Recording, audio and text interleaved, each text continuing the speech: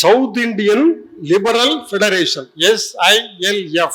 அந்த இயக்கத்தை உருவாக்குறாங்க. அந்த இயக்கத்தை உருவாக்கி அதை ஒரு அரசியல் இயக்கமா கொண்டு போறாங்க இந்த 3 பேரும். சரி, இந்த அரசியல் இயக்கமா உருவாக்குற போது இதுக்கு பத்திரிகை வேணும். அந்த பத்திரிகை என்ன பேர் வைக்கிறது? TM நாயர் ஒரு பேர் சொன்னார். ஆங்கில பத்திரிகை ஜஸ்டிஸ் அப்படின்னு பேர் சொன்னார். ஏன்னா பிரான்ஸ்ல ஜஸ்டிஸ்னு ஒரு பத்திரிகை ரொம்ப புகழ்வாய்ந்த இதழா இருந்தது. அதனால அந்த பேரை வைக்கலாம் அப்படின்னு சொன்னார் நாயர். அது ஏற்றுக்கொள்ளப்பட்டது. ஜஸ்டிஸ் ஆங்கிலத்துல ஒரு பத்திரிகை. அதனுடைய ஆசிரியர் TM நாயராக இருந்தார். ஜஸ்டிஸ். சரி, தமிழில் என்ன பெயர் வைக்கலாம்? 4 நாட்கள் கூடி நம்முடைய தலைவர்கள், நம்முடைய முன்னோர்கள் ஒரு முடிவு பண்ணான். ஒரு தமிழ் இதழுக்கு பெயர் வைப்பதற்கு 4 நாட்கள் ஆலோசனை பண்ணிருக்கான். என்ன பெயர் வைக்கலாம் தமிழுக்கு அப்படின்னு யோசனை பண்ணி கடைசியில என்ன பண்ணான்?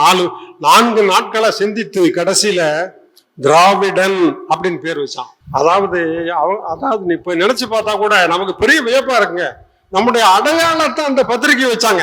நம்முடைய அடையாளம் என்ன? திராவிடன் என்பதுதான் நம்முடைய அடையாளம். இப்ப ரொம்ப எளிமையா இன்னைக்கு கண்டுபிடிச்சிடலாம். இப்ப இந்தியா முழுக்க ஒரே மாதிரி இருக்குங்களே, திராவிடன்கிறத எப்படி கண்டுபிடிக்கிறது அப்படின்னு நீங்க கேட்கலாம். இப்ப ஒரு பாப்பான் எதுக்கு வர்றான்? அந்த பாப்பானுக்கு வணக்கம் சொன்னா அவன் திருப்பி என்ன சொல்லுவான்? நமஸ்காரம் சொல்லுவான். புரியுதா? இதுதான் திராவிடம் என்பதும் ஆரியம் என்பதும். நம்முடைய அடையாளத்தை குறிப்பிடுவதற்கு திராவிடன் என்ற இதழுக்கு பெயர் வைத்தார்கள். தெலுங்குல ஆந்திர பிரகாசிகா, ஆங்கிலத்தில் ஜஸ்டிஸ், தமிழில் திராவிடன். இந்த ஜஸ்டிஸ்ங்கிற இதழ் அந்த காலத்துல பெரிய அளவுல விற்பனை ஆயிற்று. அந்த ஜஸ்டிஸ் பத்திரிகை பெரிய அளவுல விற்பனை ஆயிற்று. அதனால அது தமிழ்ல என்ன சொன்னாங்கன்னு சொன்னா நீதி அப்படின்னு மொழிபெயர்த்தாங்க. இந்த ஜஸ்டிஸ்ங்கிற பெயரை வச்சு இந்த கட்சிக்கு பேர் ஜஸ்டிஸ் பார்ட்டி அப்படின்னு பெயர் கொடுத்துட்டான். ஆங்கிலம் தெரிந்தவன்லாம் ஜஸ்டிஸ் பார்ட்டிங்கிறது தமிழ்ல நம்மால் மொழிபெயர்த்தான், நீதி கட்சின்னு மொழிபெயர்த்துட்டான். இப்ப நீதி கட்சி வந்துருச்சு. இப்ப நீதி கட்சி அரசியல்ல இருக்கு. இப்ப 1920 டிசம்பர்ல சென்னை மாநிலத்திற்கு தேர்தல் வருது. முதல்ல தேர்தல் கொண்டு வரான். அதுக்கிடையில TM நாயர் இறந்து போய் விடுகிறார். இந்த தேர்தல்ல நீதி கட்சி வெற்றி பெறுகிறது. யாரும் எதிர்பார்க்காத அளவு பெரிய மகத்தான வெற்றி நீதி கட்சி கிடைச்சது. ஏன்னா தலைவர்கள் எல்லாம் ஊர் ஊரா போய் பேசினான். இப்ப நடிகர்கள் போய் கையங்காலையும் ஆடுறாங்களா? அந்த மாதிரி இல்ல, கொள்கையை சொன்னார்கள், நம்ம மக்களுக்கு அறிவுறுத்தினார்கள்.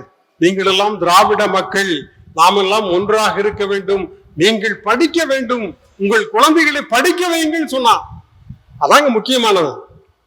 அவன் அறிக்கை விட்டான். அது மேனிஃபெஸ்டோன்னு பேருங்க, டிராவிடியன் மேனிஃபெஸ்டோ.